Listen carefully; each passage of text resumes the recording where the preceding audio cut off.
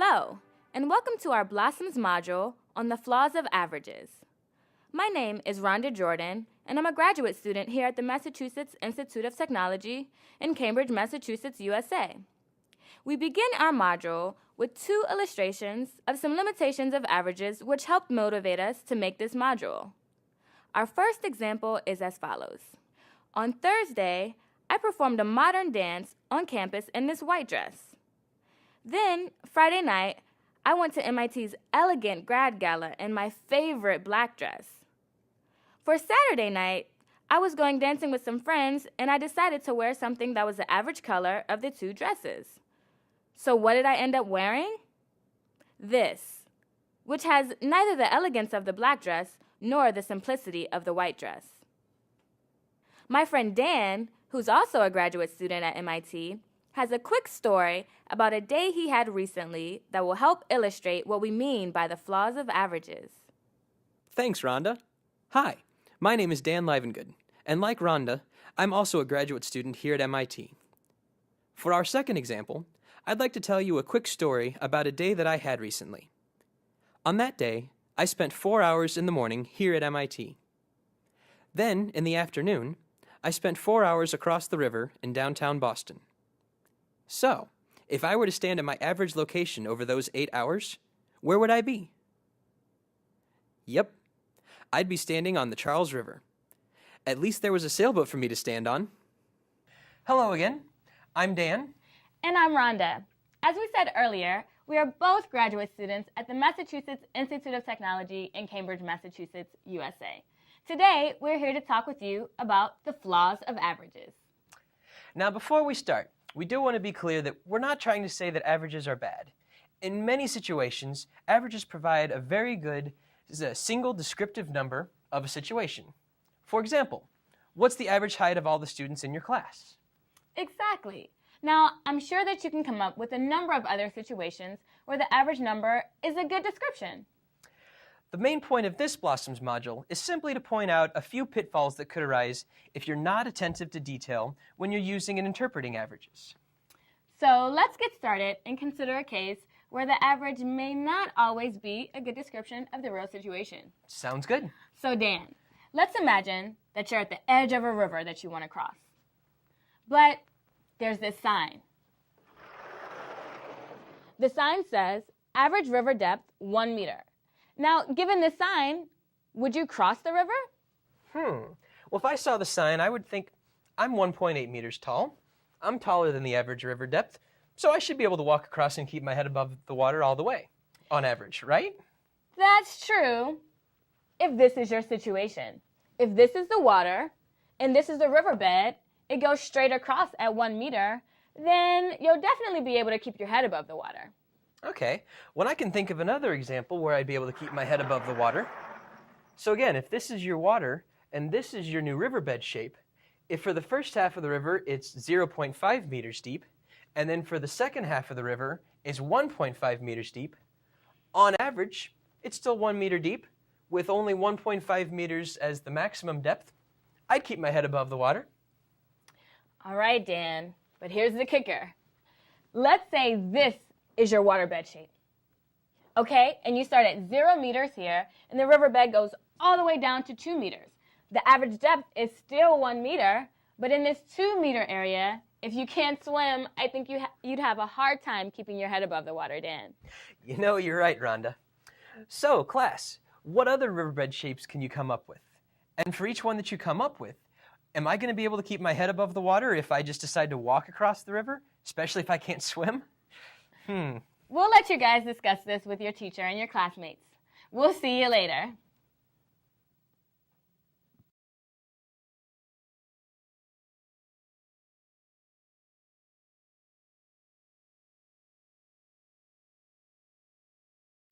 Welcome back. I hope you had a nice discussion with your teacher about how the average is not always a good description of the actual situation. That is our flaw of averages number 1. And moving right along, our flaw of averages number 2 is that the function of the average is not necessarily the same as the average of the function. Dan, what do you mean by that? Well, Rhonda, it just so happens that I've got a nice little example to help explain this flaw of averages. and I think you're going to like it. Sounds good. So I have 2 plates of cookies. I'm so hungry. Can I have some? Sure. I'll let you have 1 plate, and then I'll have the other. Okay, but like I said, I'm really hungry. So can I have the plate that'll fill me up the most? Sure. What I'll tell you is that underneath A is a plate with 2 circular cookies that have an average diameter of 7 centimeters. Okay. And underneath B, there's a plate with 2 circular cookies that have an average diameter of 8 centimeters. Okay. So which plate would you like to have? Oh, Dan, that's easy. I want plate B. The average diameter of those cookies is larger. Okay. Well, let's look at the 2 cookies that you've just chosen. Yes. Now, would you like to see the 2 cookies on plate A? Sure, why not? Let's see. Well, here you go. On plate A, you'll see that we have 1 very large cookie and 1 very small cookie. But wait, the area on this plate is larger than the area of cookies on this plate. That's not fair, Dan. Well, that's exactly the point of this flaw of averages. So, class, do you understand why Rhonda ended up with a plate of smaller area of cookies, even though she picked the plate with the larger diameter on average? Talk this over with your teacher in your class, and we'll see you when you get back. Hey, Dan. Yeah. What's that over there? What's what? That right there. I don't know.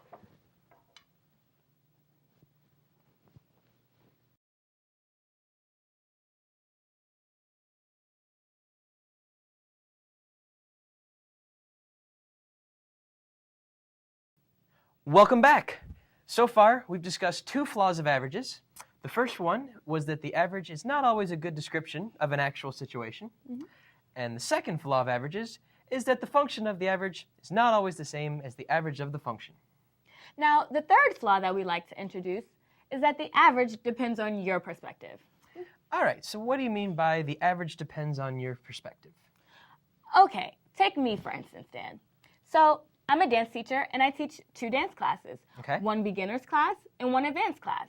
All right. But my beginner's class has 45 dancers. But my advanced class has 5 dancers. So if we take the average of these 2 numbers, we need to add 45 plus 5 and then divide by 2. We get 25. So, Dan, don't you see how that's 25? I do see how that's 25. Okay. So, but what if we actually interview all of the students and ask each one of them, how many dancers are in your class, including yourself? If we take the average of all of their responses, do you think we get the same answer? Well, yeah, I don't know. I don't see why it would be any different than the 25 that we just calculated. Dan, I actually did ask all of my students this question. Wow. All right. And these are their 50 responses. 45 45s and 5 5s. So I took the average of all of these numbers and I got 41. Wait a minute. 41? But why is that so different than the 25 that we calculated earlier? Dan, that's exactly and precisely the key lesson of this segment. So class, why is it that when we calculate the average from my perspective, you get 25 dancers? But if you calculate the average from the dancer's perspective, you get 41.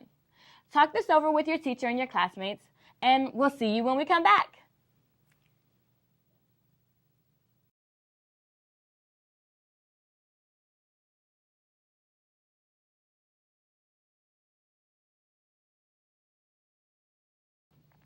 Hello again. We hope you all have enjoyed our module on the flaws of averages. Let's review what we've done today. Our first flaw of averages is that the average is not always a good description of the actual situation. Our second flaw of averages is that the function of the average is not always the same as the average of the function. Now our last flaw is that the average depends on your perspective.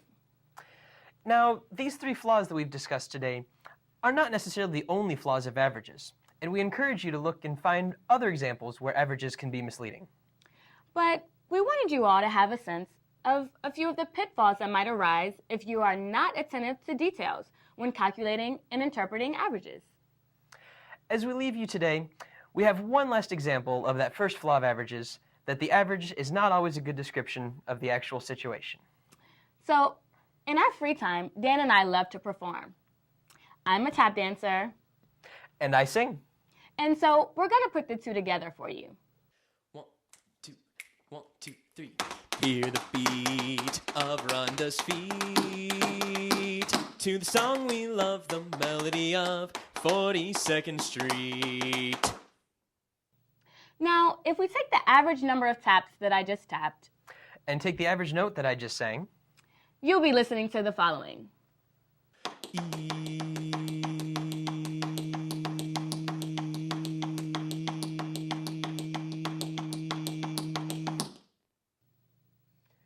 Now, hopefully you agree with us that the first version was much more interesting than the average. So now we're going to say our goodbyes and leave you with the longer version of our song and dance. Happy studying! Goodbye! 1, 2, 1, 2, 3. Hear the beat of Rhonda's feet to the song we love, the melody of 42nd Street. As we leave you, we hope that you enjoy our song and dance. Thanks for listening to our lesson, the flaws of averages. We say goodbye for one last time to the song we love, the melody of 42nd Street.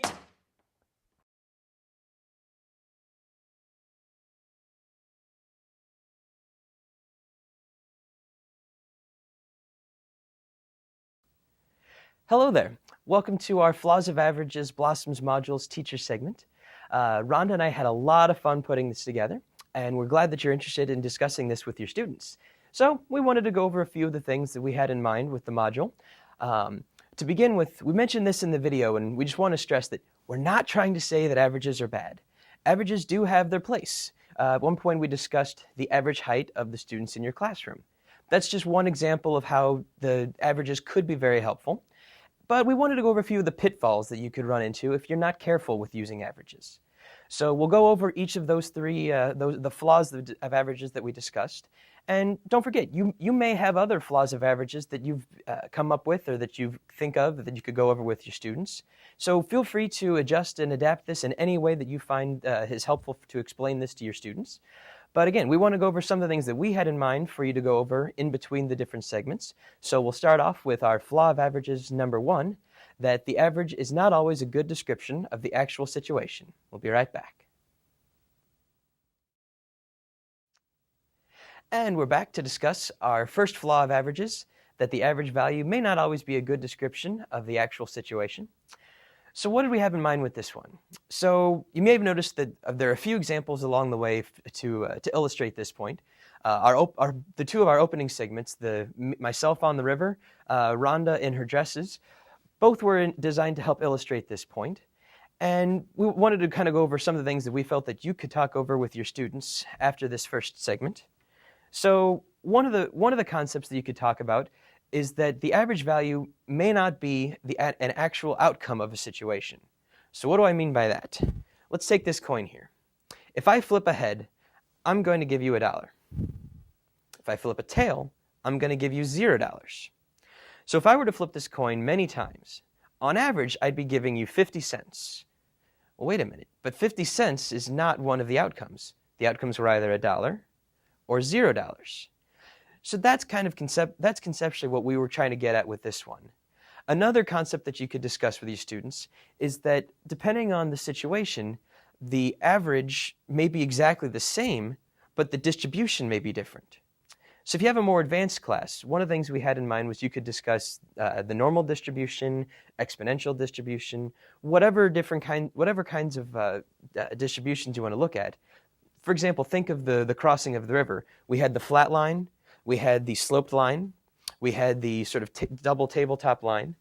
Both of those were essentially 3 different distributions that all had the same average value. So those are the kinds of things that we were thinking you could discuss with your students after this first flaw of averages. You may have some others, and feel free to check out the website. We'll have some more examples of what we had in mind for these. But for now, That's it for this part, and now we'll go on to the second flaw of averages, that the function of the average is not necessarily the same as the average of the function. And now we can talk about our second flaw of averages, that the function of the average is not always the same as the average of the function. So if you've looked at our other segments for the module, you probably remember the example with the cookies. So we had plate A with 2 cookies and plate B with 2 cookies, where the average diameter for plate A of the 2 cookies was 7 centimeters, and the average diameter of the 2 cookies on plate B was 8 centimeters. And as Rhonda helped us beautifully illustrate, intuitively, you would think that the plate B set of cookies would be bigger in terms of area since the diameter is bigger. But as you saw, the cookies on plate A were actually bigger when we uncovered them. So that was just a nice way to illustrate this point that the function of the average is not always the same as the average of the function. Now we've left the math details to a file on the website. So if you're interested in discussing this in further detail with your students, feel free to go look at that page. We've also got another example about wind turbines, and I'm sure you can think of many other examples of functions where, again, the function of the average is different than the average of the function. So we'll now move on to our last flaw of averages, that the average value depends on your perspective.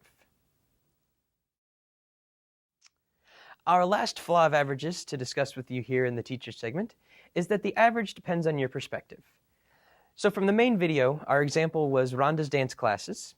And we've got a number of other examples on the website that you can look at. I wanted to bring to your attention one of the examples, though, about Lake Wobegon. Now, Lake Wobegon is a fictional town from a radio program here in the United States. And one of the key phrases about Lake Wobegon is that all of the children are above average. Now, this may sound like an impossible statement, but again, it all depends on your point of view. If the average that you're discussing is a national average, it could be possible that Lake Wobegon's children could all be above average. We have more details on the website, so feel free to go look at those.